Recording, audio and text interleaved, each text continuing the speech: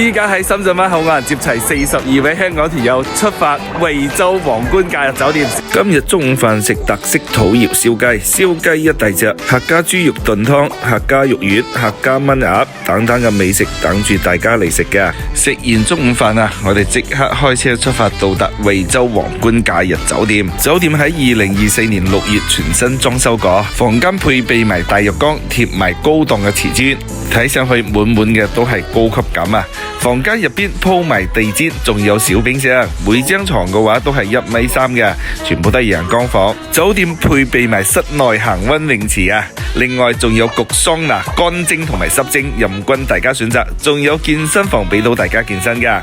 依家係下晝嘅5點半啊，我哋到達皇冠假日酒店呢度食自助餐，睇睇有咩靚嘢俾到各位食。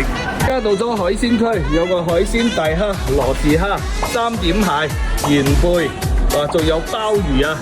青口貝啊，呢邊就係熟食區，哇！呢啲烤肉烤得幾靚啊，睇見都流晒口水啊！刺身區吓，有三文魚刺身、金槍魚刺身、霹靂魚刺身、素鮑魚刺身啊，都係有嘅。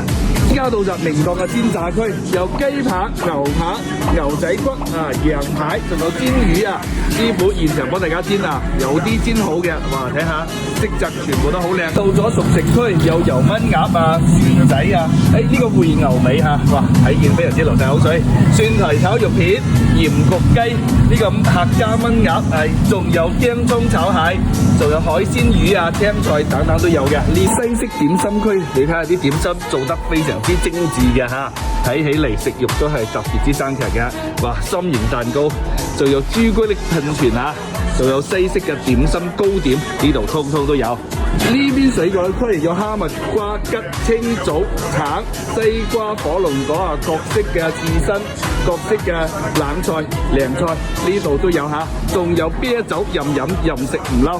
我哋公司貼心安排喺酒店嘅負1樓有 KTV 同埋揼骨按摩嘅，大家可以免費唱卡拉 OK 都係冇問題。如果有中意行街嘅朋友啊，出門轉右行10分鐘到達匯樂城購物廣場呢度。